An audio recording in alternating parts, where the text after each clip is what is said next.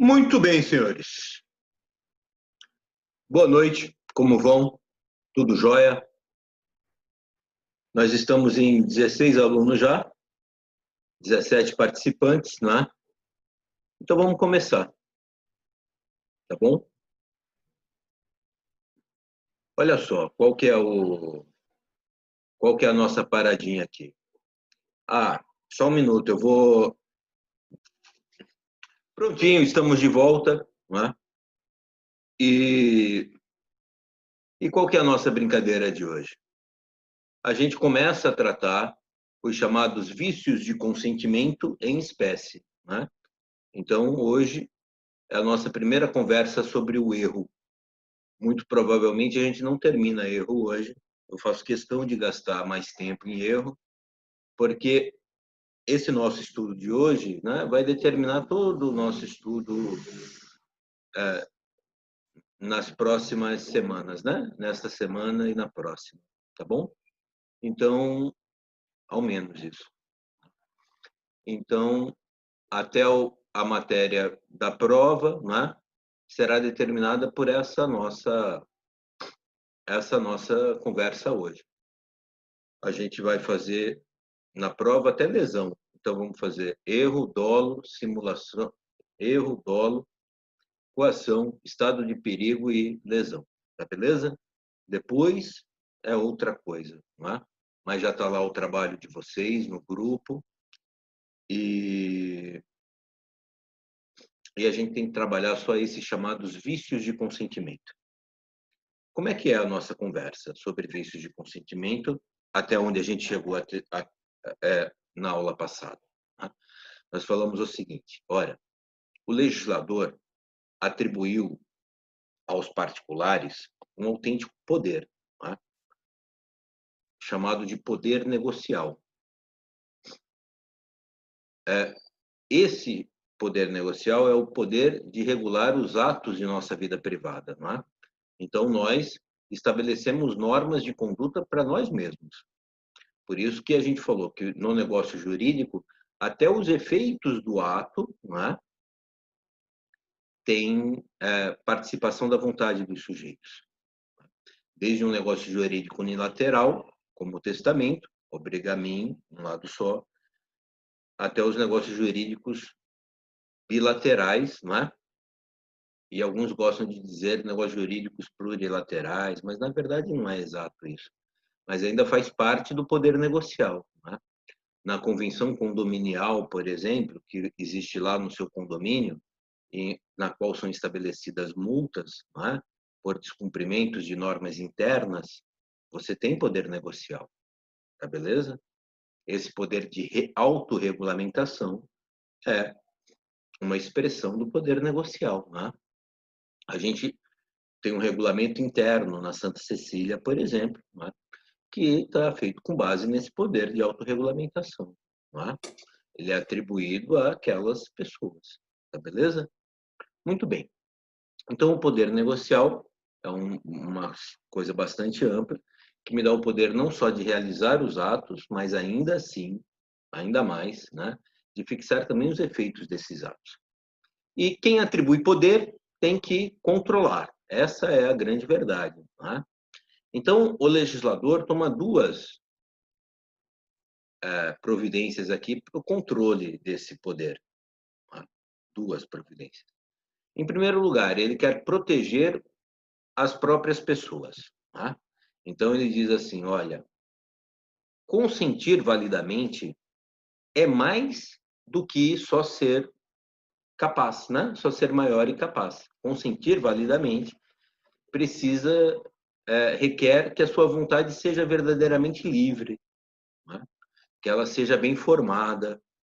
E, portanto, nessa toada, o legislador trata dos chamados vícios de consentimento, para proteger a própria vontade das pessoas, né, contra possíveis desvios. Já que os sujeitos vão se obrigar pela sua vontade, então essa vontade tem que estar bem protegida, tem que estar bem regulada. É isso. Né?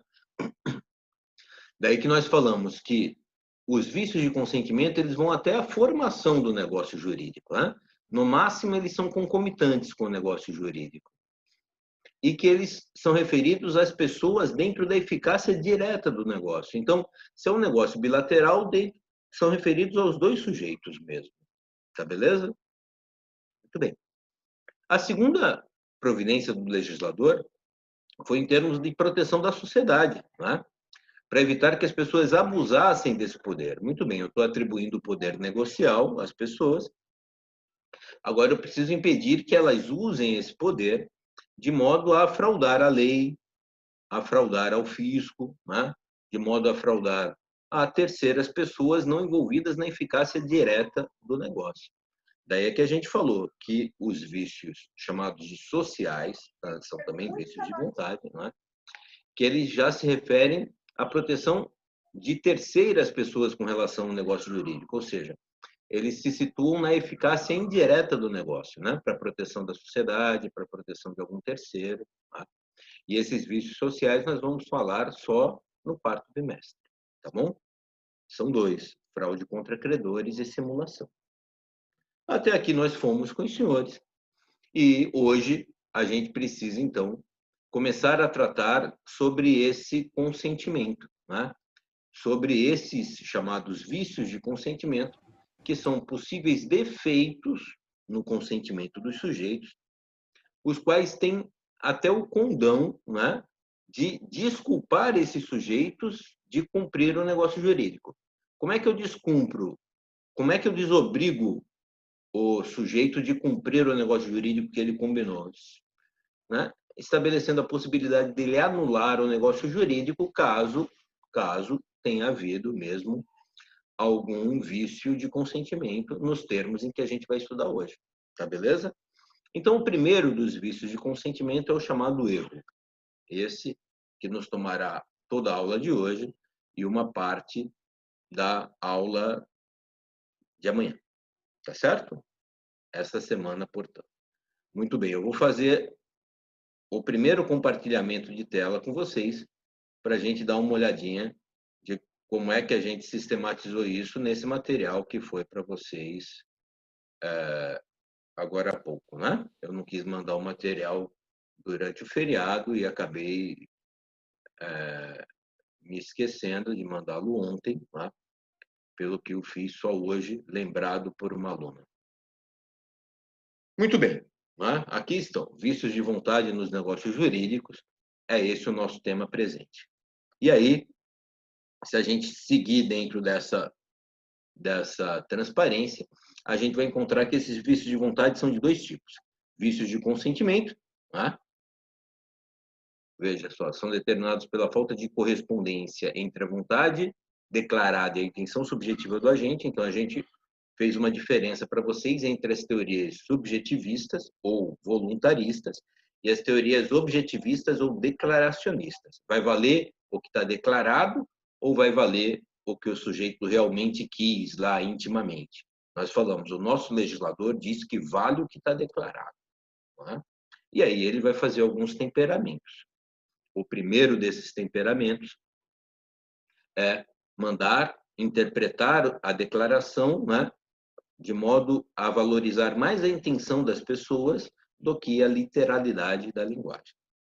O segundo e mais importante desses temperamentos é dizer que, se a vontade subjetiva não é livre, não é? Então que o sujeito pode se excusar de cumprir o que negociou, tá? Porque ele está em vício de consentimento, dentro dessas condições. O que é um vício de consentimento, portanto, professor?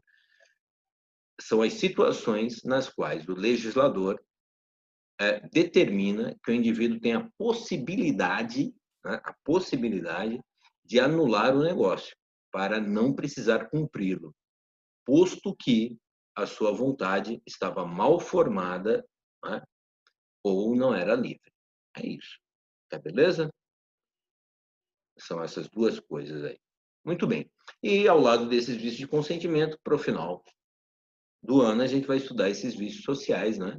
Que indicam uma incongruência entre a vontade das partes e a finalidade social do contrato, a boa-fé, o interesse de terceiros. Portanto, ele se refere a pessoas fora da eficácia direta do negócio jurídico, eles se referem, né? Os vícios sociais.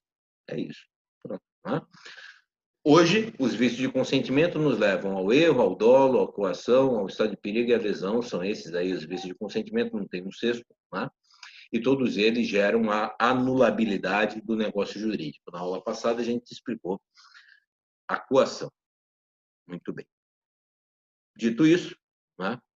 Essa transparência aqui, então, eu vou dar por terminada e a gente chega no erro ou ignorância dos artigos 138 a 144 do Código Civil. Você vai me permitir ser bem direto aqui, né? Bem direto e até um pouco chulo, né? Mas entrar com um exemplo bem prático. Tanto faz se o nego percebeu erradamente a realidade, isso seria tecnicamente um erro. É a percepção errônea da realidade, né? A percepção distorcida da realidade. Ou dizer que o nego desconhecia a realidade ou uma parte da realidade. Tanto faz, não é? Vejam, senhores. O Ronaldo Fenômeno, né? Aquele cara que jogou no Corinthians e que perdeu uma Copa do Brasil para a França, né? Naquela final lá e tal, aquela crise toda na seleção brasileira. Talvez você nem se lembre disso. Muito bem. O Ronaldo Fenômeno, uma bela noite que tinha tomado umas, não é? Ele estava passeando pelas ruas, acho que de São Paulo, né? E deparou-se com uma figura, né? Morena, alta e coisa e tal, e disse depois estar em erro, né? Ou seja, ele falou assim: eu não percebi que era um homem, achei que fosse uma mulher. Foi o que ele disse, né? Eu não estou aqui para discutir se é verdade ou não. Quem já bebeu bastante que reflita sobre se é possível a confusão ou não. Muito bem, né? A Andréia, que se chamava. Ora, tanto faz a gente dizer que o Ronaldo percebeu erroneamente aquela realidade ou que ele ignorou uma parte daquela realidade, né? Tanto faz. Ora, teria o Ronaldo ignorado ou percebido erroneamente? De qualquer maneira, essa falsa percepção da realidade, quer por uma distorção dela, quer por não perceber ela ou uma parte dela, é o que a gente chama de erro e o efeito é sempre o mesmo. Tá beleza? Cumpridos os requisitos, a pessoa terá a possibilidade de anular o negócio jurídico. O detalhe fundamental é que o erro é espontâneo. Beleza? Então, no erro, não é que a outra parte se enganou, você simplesmente percebeu erroneamente a realidade. É isso, né? Então, vai lá. Erro é a falsa percepção da realidade, ignorância é o completo desconhecimento dela, né? Ou dela toda, ou de uma parte, mas o desconhecimento integral. Muito bem. E aí, né, expressam, portanto, uma equivocada representação da realidade, uma opinião não verdadeira a respeito do negócio. Atenção aqui. A respeito do negócio, do seu objeto ou da pessoa com quem se trava a relação jurídica. Isso aí é do Pablo Gagriano e do Rodolfo Pamplona Filho, né? Eles escrevem juntos o seu curso de Direito Civil. Até tem um site interessante dele, chama Novo Direito Civil. Quem tiver interessado, né? Dá uma procurada lá. Há muito tempo que eu não vou mais, que eu não entro lá. Mas eles têm um site interessante e tal. Ora, esses, acho que são baianos, né? Eles sintetizam aí uma coisa que é bastante básica, né? A gente viu que o negócio jurídico tem pelo menos um sujeito, né? No mais das vezes tem dois, é o elemento subjetivo, né? Tem o próprio negócio, a declaração, e tem o elemento objetivo lá, né? O objeto a que se refere a declaração. Olha só, veja. Né? Uma opinião não verdadeira a respeito do próprio negócio, da declaração, né? Será o erro sobre o negócio, erro in negócio, né? Acerca do objeto do negócio, é o erro sobre o objeto, que pode ser de dois tipos, pode ser erro in corpore ou erro in substância, né? A gente já detalha isso, ou acerca da pessoa com que se trava o negócio, com quem se estabelece o negócio, né? Que é o erro in persona. Também pode ser de dois tipos, tá beleza? Então, já que a realidade negocial é essa, né? Tem sujeito, objeto e negócio, o erro tem que ser acerca da realidade negocial. O erro não é nada fora da realidade negocial, né? O erro, de fato, é sobre a realidade negocial. É só isso que está dito aqui, né? Ah, professor, como é que eu vou lembrar dos tipos de erro? Pô, velho, pensa que o negócio é uma pessoa com outra pessoa, uma declaração que se refere a um objeto. Pronto, o erro tem que ser sobre a pessoa, sobre a declaração, sobre o objeto. É claro que o erro não pode ser sobre você, né? Tem que ser sobre a outra pessoa. Né? É isso. Beleza? Ora, e aí dizem eles, né? Para ambos o tratamento é idêntico, determinando a anulabilidade do negócio jurídico, né? Se excusáveis e postos como causas substanciais de afecção do consentimento individual. Ora, aqui a gente adianta para vocês os dois requisitos do erro, que estão lá no artigo 138. Eu já vou suspender essa transparência e vou te mostrar lá na lei. Né? O erro tem que ser substancial e tem que ser excusável. Tá beleza? Eu vou deixar essas duas coisas para a gente conversar daqui a pouquinho. Assim, o sujeito, por desconhecer ou erroneamente perceber, desconhecer, ignorar ou erroneamente perceber a realidade, celebra um negócio com o qual não consentiria se tivesse um completo e perfeito conhecimento dela. É só isso. Né? Por eu perceber erroneamente a realidade, eu faço uma coisa a qual eu não faria. Eu passo a querer uma coisa a qual eu não quereria. É isso. Só isso e ponto. Né? Ninguém me induziu, ninguém teve nenhum papel, né, malicioso, nem nada. O erro é subjetivo, espontâneo, eu sozinho. É por isso que é difícil da gente comprovar o erro e você já vai perceber isso. Muito bem, eu vou parar essa transparência aqui para a gente ir lá no Código Civil, quando for o caso. Quero só saber, tem alguma dúvida sobre isso ou não? Professor, Pois não. uma vez eu estava lendo, eu não lembro onde, não sei te falar a fonte, desculpa, mas eu estava lendo que uma pessoa comum, ela não pode alegar desconhecimento sobre alguma coisa. Isso também se encaixaria nesse fato? Não pode alegar o quê, meu querido? Desconhecimento, porque ela teria, por exemplo, internet para poder pesquisar, ela simplesmente não foi buscar, ela não pode falar que ela não sabia, porque ela é desconhecimento geral. Entendeu? Muito bem, Isso que muito eu interessante. Eduardo, a sua pergunta é muito relevante mesmo. Né? Então, eu vou te pedir mais 10 minutos para a gente chegar nela. Pode ser? Tá? pode ser certinho. Então, fixem aí. Né? O Eduardo quer saber basicamente o que é que a pessoa pode alegar desconhecer e o que ela não pode alegar desconhecer. A gente já chega lá, Eduardo. Pode ficar tranquilo. Muito bem. Valeu. Tá beleza? Muito bem. Eu vou Professor, então. licença. Oi, pois não. Posso tirar uma dúvida rapidinho? Claro, claro. O senhor disse que o erro não pode estar na parte que alega o erro, né? No indivíduo que alega o erro. Por exemplo, se o indivíduo estiver alcoolizado e o outro sujeito desse negócio jurídico se aproveitar desse estado dele para fechar o negócio. O indivíduo, enquanto é embriagado, ele vai ter uma representação equivocada da realidade. Ele poderia alegar que o outro se aproveitou desse estado dele, enfim. Muito bem. Então, o erro in persona, né? Eu não posso estar errado sobre a minha pessoa. Tá beleza? Mas é claro que o erro está em mim mesmo. Eu é que estou errado. Né? Eu é que o meu consentimento é que não se formou claramente. Agora, o erro com relação à pessoa não é um erro com relação a mim mesmo. Né? Ah, eu achei que eu fosse isso. Não. Eu achei que aquele fosse o meu grande amigo e por isso eu fiz a doação. Tendo percebido que ele não o é, então eu revogo a doação, ou eu anulo a doação. Tá beleza? Mas é claro que nesse caso que você está citando aí, é um pouquinho mais que o erro. Chama-se dolo, né? É quando alguém se aproveita, te induz e se aproveita do seu erro, da sua falsa representação da realidade. Tá bom? Entendi, professor. Obrigado. Beleza. Muito bem. Ora, então vou agora compartilhar com vocês o 138, que é para a gente te mostrar na lei mesmo, né? Te mostrar na lei de verdade e tal, e aí não fica uma referência externa. Olha aí o 138, por favor. Olha só. São anuláveis os negócios jurídicos quando as declarações de vontade emanarem de erro substancial. Pronto. Erro substancial. Que poderia ser percebido por pessoa de diligência normal em face das circunstâncias do negócio jurídico, né?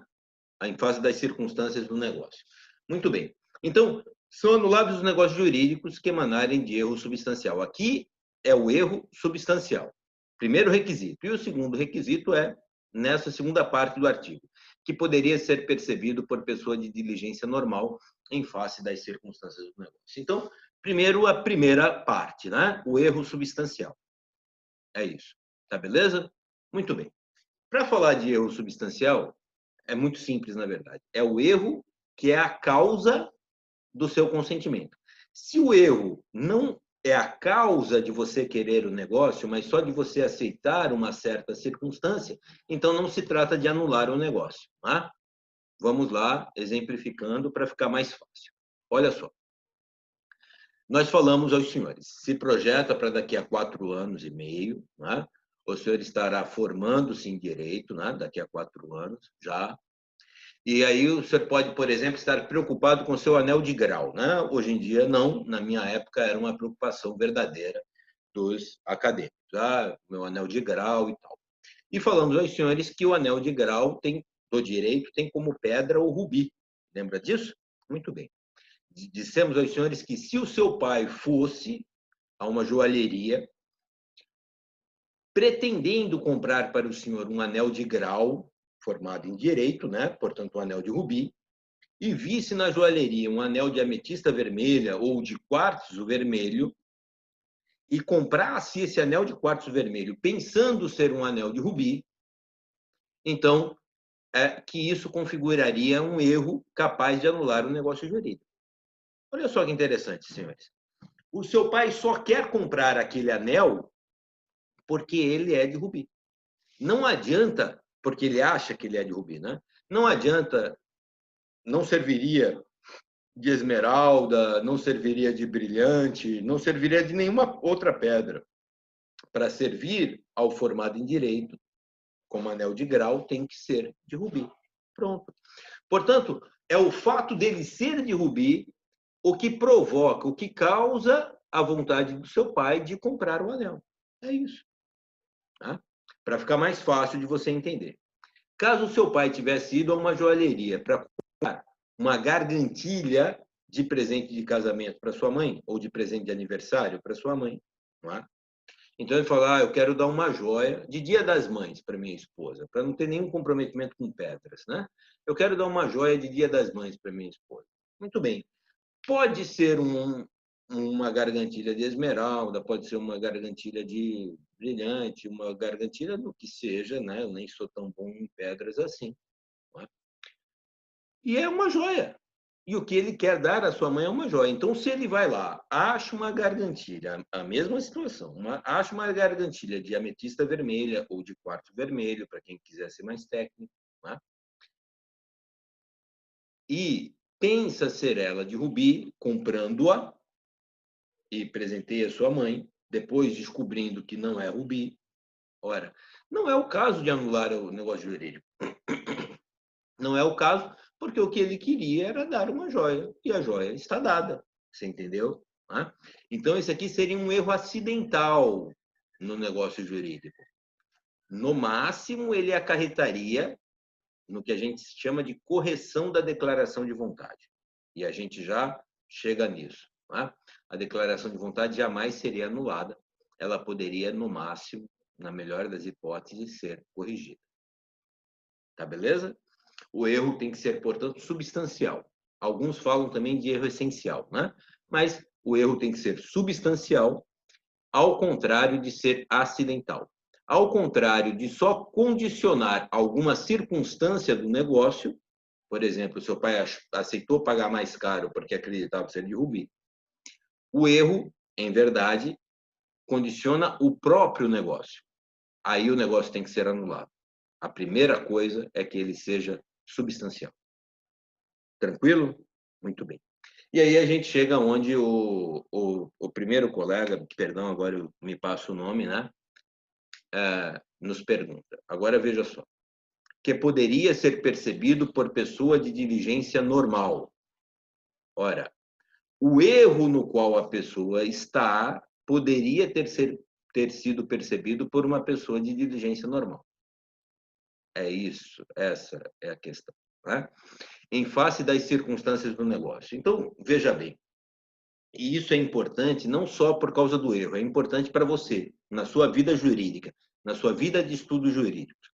O direito tem basicamente dois critérios. Dois, né? Ou ele vai apreciar a coisa em abstrato, e aí ele toma em conta isso que a gente chama de homem médio, né? O direito romano chamava de bonum pater familias, né? O bom pai de família. Aquele cara que toma as diligências convencionais, né? É isso, tá beleza? O cara que toma as diligências normais, que uma pessoa mediana tomaria. Esse é o ponto, tá beleza? O critério do homem médio. No critério concreto, aí eu tomo em conta o homem e suas circunstâncias. Né? Aquele homem seria capaz de cometer aquele erro ou não? Seria. Bom, aí eu estou falando de um critério concreto. O critério concreto é abandonado pelo legislador aqui. Ele exige o critério abstrato. Tá beleza? Ele diz assim, é o erro que o homem médio poderia ter percebido. A pessoa de diligência normal poderia ter percebido. O critério do homem médio vai, por exemplo, para a culpa, o critério do homem médio vai para quase tudo dentro do direito. Quando o direito quer o critério concreto, ele diz, é o critério concreto que eu quero, é o homem diante de suas circunstâncias. Tá beleza? No mais das vezes, ele toma em conta o homem médio. E é o que o erro faz aqui, toma em conta o homem médio.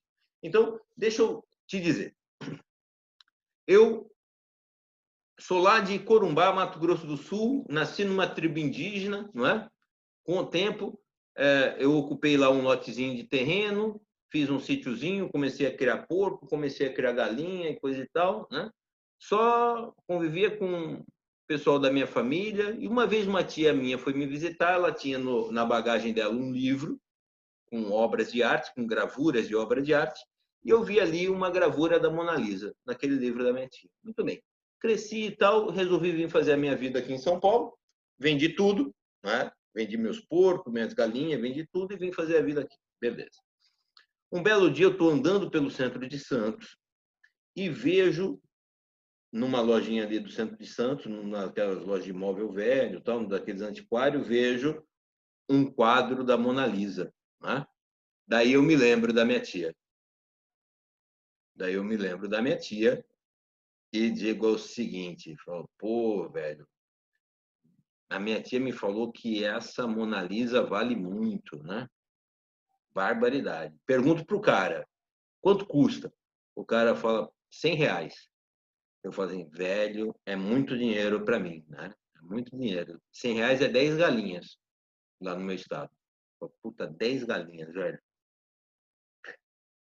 Pô, eu vou comprar, eu vou correr o risco, vou comprar. Comprei o quadro da Mona Lisa, né? Por 100 mangos. Muito bem. Ao chegar em casa, que o meu namorado me disse que aquela não é a Mona Lisa, né? Que a Mona Lisa de verdade está no Louvre, coisa e tal, eu falo assim, e agora? Como é que eu faço? Eu vou lá e tento desfazer o negócio. Eu falo, não, eu pensei que fosse a Mona Lisa, não é a Mona Lisa, você me enganou. O cara falou, não enganei ninguém. Estava lá à venda, você perguntou o preço. Eu falei, não, de jeito nenhum. Não é a Mona Lisa, eu não quero. O que eu quero com esse troço se não é a Mona Lisa? Ele falou, olha, eu não vou trocar. Muito bem. Quem tem razão? Eu ou o cara? Note bem, se fosse uma questão da apreciação em concreto, você poderia dizer assim, realmente aquele homem estava em erro, você entendeu? Mas não é isso que o direito manda. Ele manda, né, pelo chamado princípio da confiança, né, para que a gente possa preservar um pouco do negócio, né? Ele manda que seja considerado um homem médio. Ele diz assim, não, velho, não é assim. um homem médio tem que saber que a Mona Lisa não pode ser vendida por R$100 e que ela não pode estar no centro de Santos, ela tem que estar no Museu do Louvre. Você entendeu? E acabou-se. Então, esse erro, embora possa existir, de fato, ele não é excusável. Né? É o chamado... esse é o segundo requisito, a excusabilidade do erro. O erro tem que poder ser desculpado. Os senhores entenderam? Então, veja bem. Professor, a pessoa pode estar errada ou não pode estar errada? Pode, desde que ela seja uma pessoa de diligência média. Né? Se ela tomou as cautelas na média esperáveis para realizar aquele negócio jurídico. Se ela não tomou, não dá. O senhor entendeu? É isso. Simplesmente isso. Tá beleza? Então, veja só. O erro tem que ser substancial, ou seja, ele tem que ser a causa do consentimento. Não pode ser acidental. Ele não pode ter interferido no consentimento só de maneira lateral, né? Assim, interferido só no preço ou tal. O erro tem que ser tal que leve o agente a querer o negócio. Pronto. E, além disso, ele tem que ser excusável, ou seja, ele tem que poder ser percebido por uma pessoa de diligência normal. Não é que a pessoa de diligência normal possa perceber o erro, não. É que eu, que estou negociando com a pessoa que está em erro, tenho que ter condições de saber que a pessoa está em erro. Esse cara que me vendeu a Mona Lisa, ele nunca vai pensar, vai derivar que eu sou um caipira lá, filho de índio, lá do Mato Grosso do Sul e tal, e que eu não sei nem que a Mona Lisa não pode ser aquela, você entendeu? Então, esse negócio de você comprar um anelzinho porque é dourado por uma bagatela e depois querer devolver porque pensou que fosse de ouro, não cola, porque o erro não é excusável. O senhor entendeu? A excusabilidade do erro é absolutamente fundamental. Tá beleza? Alguém que vai comprar um anel, se espera que o cara mande uma pessoa que examine mini gemas para saber de que pedra é? Não, ele vai, né, e seguir. Então, dentro da diligência média, o cara agiu normalmente, é isso. Né? Essa é a primeira coisa que eu tenho que falar para responder aquela pergunta lá. Se a pessoa pode desconhecer ou não pode desconhecer. Tá certo? Muito bem. A segunda parte da resposta para essa pergunta vai chegar no finalzinho da aula, tá? Já chega. Os senhores entenderam o que é um erro substancial e o que é um erro excusável? Entenderam? Para ser anulável o negócio jurídico, ele tem que ser substancial e tem que ser excusável. Tá? Ah, professor, se ele for só excusável e não for substancial, então trata-se de arrumar a declaração de vontade e não de anulá-la. Tá? Ah, mas se ele não for substancial, se ele não for se ele não for excusável, então não tem o que fazer. Não é excusável, não tem o que fazer. Acabou. Né? O erro não podia nem ser percebido por uma pessoa de diligência normal, pelo princípio da confiança, acabou, já era. Tá beleza? Agora, se ele não for substancial, mas for excusável, bem, aí trata-se de arrumar a declaração de vontade para eventualmente reparar a situação, se for o caso. Tá beleza? Tudo bem? Muito bem. Então, eu vou voltar lá e, em homenagem ao colega, eu vou falar logo do mais difícil, tá beleza? Para que a gente responda logo ao colega. Então, vamos começar do que é mais difícil e aí a gente vai para o mais fácil. Pronto. Então, diz lá o artigo 139, diz assim, ó, o erro é substancial quando? Pronto. Olha lá. 1, 2, aí 3. Sendo de direito e não implicando recusa à aplicação da lei, for o motivo único ou principal do negócio jurídico. Trata esse inciso do erro de direito, que é o mais raro dos erros. Tá beleza? Ou seja, o erro de fato é sobre o próprio negócio, a pessoa, a declaração ou o objeto. O erro de direito é sobre as normas jurídicas aplicáveis ao negócio, né? É um erro de interpretação das normas jurídicas ou é um erro de reconhecimento das normas jurídicas. Eu penso que uma norma é jurídica, mas não é, né? Ou eu interpreto erroneamente a norma jurídica. Esse seria o erro de direito. Esse seria o erro de direito. Onde é que esse erro de direito trompa? Né?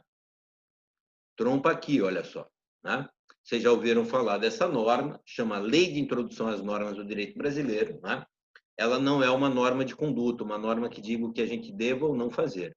Ela é uma norma de estrutura, ou seja, uma norma sobre as outras normas. Né? Uma norma que diz como as outras normas devem ser interpretadas, quando as outras normas entram em vigor e etc. Essa lei de introdução às normas do direito brasileiro, você já ouviu falar dela com o professor Rogério Merrana. E aí, né, tem esse artigo 3º aqui. Ó. Não sei se aparece o meu grifo, né, mas se não aparece, procura aí o artigo 3º. Que vem aquela questão que o colega falou, olha só. Ninguém se escusa de cumprir a lei, alegando que não a conhece. Note bem, esse é um requisito de eficácia do negócio jurídico, requisito de eficácia. Se não fosse isso aqui, o direito simplesmente não teria efeito. Né? Porque qualquer coisa eu posso fazer, porque depois eu diria lá, ah, não, mas eu não sabia. Né?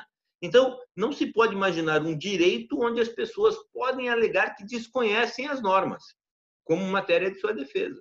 Né? Esse é um requisito de eficácia. Portanto, é absolutamente fundamental isso.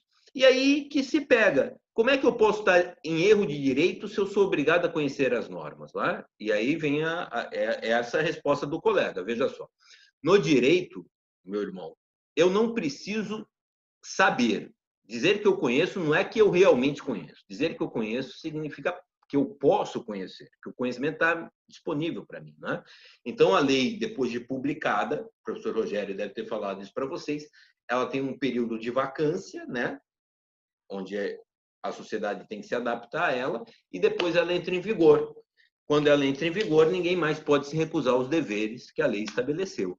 Basicamente é isso. Tá beleza? Muito bem. Portanto, o erro de direito é o mais raro de todos os erros, porque ele tem que ser tal que realmente é um falso conhecimento da lei, só que não pode ser, né? Esbarra aqui com o artigo 3º. Então, portanto, saibam os senhores que será difícil a alegação de erro de direito, tá? A gente tem alguma dúvida que dê para tratar nesses últimos segundos? Estamos acabando o tempo, e os senhores saibam que a gente vai voltar daqui a 10 minutos, né? Portanto, 19h50, né? Arredondando, 19h50, para tratar dos erros de fato. Alguma dúvida até aqui? Professor, isso não ficou muito claro para mim. Não é que a explicação não ficou clara, mas você poderia me dar um exemplo de como isso acontece? Não precisa ser agora, pode ser quando retomar a aula, porque tem menos de 1 minuto. Perfeito. Mas só para